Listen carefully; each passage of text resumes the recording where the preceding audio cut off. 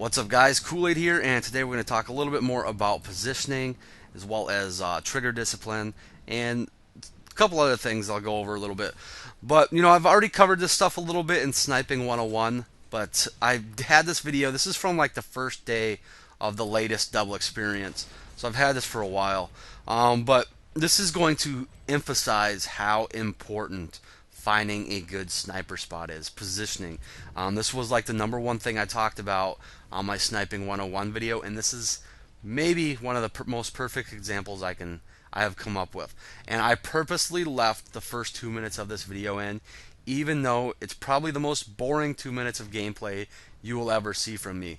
But I'm really trying to emphasize and stress the point that if you take the time to find a really good spot, it will pay off for you in the long run.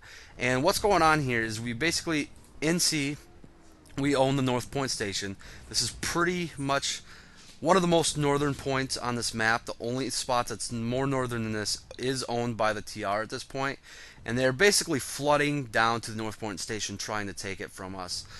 This is a really big battle considering it's not one of the three major facilities, a biolab, an amp station, or a tech plant.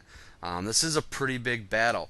So, once I got in here, and I just logged in when this video started. I mean, I've been here for about maybe 5 minutes, and I couldn't really find a good spot. And I saw this mountain, and I just had to get up here. The only thing I couldn't believe is once I finally get up here, there's only one TR sitting up here. This spot on the map is a little bit more on the TR side of the map, I'd say, or on the TR side of the battle.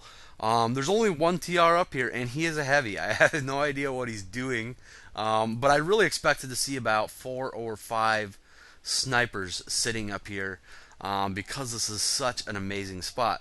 One thing I do regret is not bringing higher zoom optics. Typically I tell you guys that I love to run with the 7x in almost every circumstance.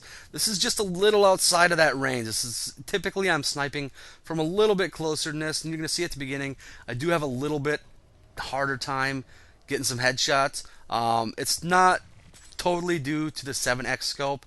A lot of it is actually due to trigger discipline, and that's the other thing I want to talk about in this.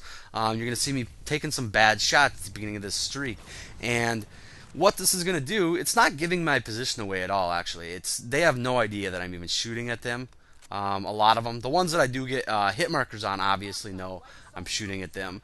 Those aren't exactly what I would call bad shots. The one that I would call bad shots are the ones that people are still moving around. I don't take the time to hold my breath properly, because holding your breath in this game is kind of crappy. It doesn't last very long compared to some other games. Those are what I would consider bad shots. Shots that I'm not even putting a round on the target at all. I can live with a body shot. I don't like them. I mean, I'd probably rather miss than get a body shot. But typically, if I'm getting a body shot, it's due to lack of distance judgment rather than what I would consider a bad shot, which is, shooting at a moving target or shooting at a target while your breath is not fully recovered. There's kind of a process in this game to, after you've held your breath all the way, you got to kind of wait, a few seconds for it to come back. And in this game, more so than other games, that's more important. It seems like you can't hold your breath as long in this game as other games that I've typically played. So, those are what I would consider bad shots. One thing you can do after you've landed a body shot, that guy's going to get that directional arrow.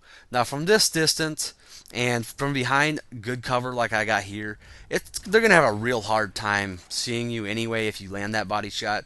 But one thing you can do is just make sure you cloak afterwards, and maybe stay cloaked or duck behind that cover for a few extra seconds. But when it comes to that, you mainly just want to make sure you're not giving away your position. If you start getting counter sniped, you're probably going to want to just pack up shop and go.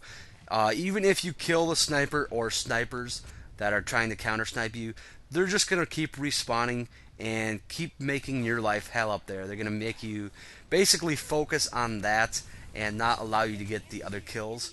And eventually they're going to get you, because they're going to come from angles that you're not going to be able to cover. I mean, it's just how it is. Once you get counter sniped, or once they know you're up there, the counter sniper always has the advantage, because it doesn't matter. They can keep dying and respawning and having good shots at you. Now you're gonna see, or you actually are not gonna see, but after I run dry on this magazine, I leave, and that's where the video ends. But I do come back here with a 12x scope. I get about 5 or 10 more kills, and finally they get onto me, and we end up holding this base. I lose this position, but what I make sure I do is I do not let the guy that took me out hold this position. He comes up here a couple times. I make sure I take him out and make sure, at least if I'm not going to be able to use my sniper position, that another sniper from the other faction is not going to take advantage of this spot. Another thing I want to touch on quick is somebody left a comment in a video asking me if I could show the best sniper spots. Well, for the most part in this game, I don't sit in the same. I never sit in the same spots. The game is so huge, the world is so huge that you never really have the same set of circumstances at the same time. Now, a lot of battles do reoccur at the main 3 facilities more often than the other places, I'd say.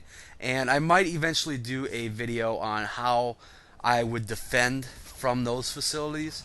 But for the most part, in a battle such as this one, for instance, if TR was coming from the south instead of the north, it might completely change where I wanted to sit. So I can't really do a video pointing out the best sniper spots in the game because I don't really have any dedicated sniper spots. But what I did try to do in this video and in Sniping 101 is lead you guys in the right direction and show you which spots you're going to want to choose on the fly according to the circumstance, because it's going to change all the time. But that's pretty much what I wanted to show you guys today. What I'm doing in this video is not very hard. Anybody can do this, and that's why I am stressing so hard the importance of positioning and trigger discipline. Anybody can do this. You just got to take the time to get to this good position and use a little bit of willpower and discipline to not pull off bad shots. So that's pretty much all I got today.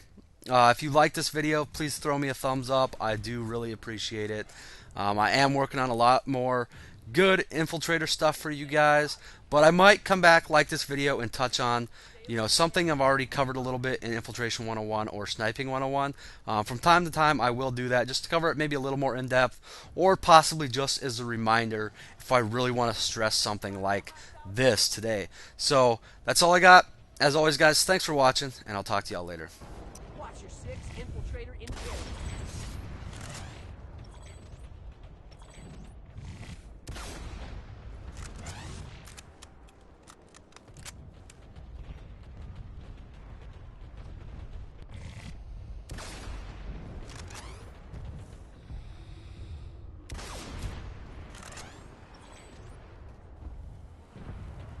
Spotted a hostile medic. Visual on a hostile sunderer.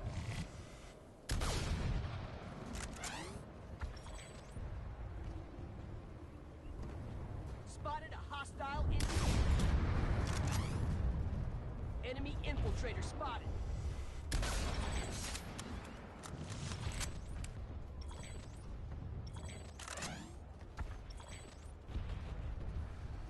Spotted a hostile infiltrator.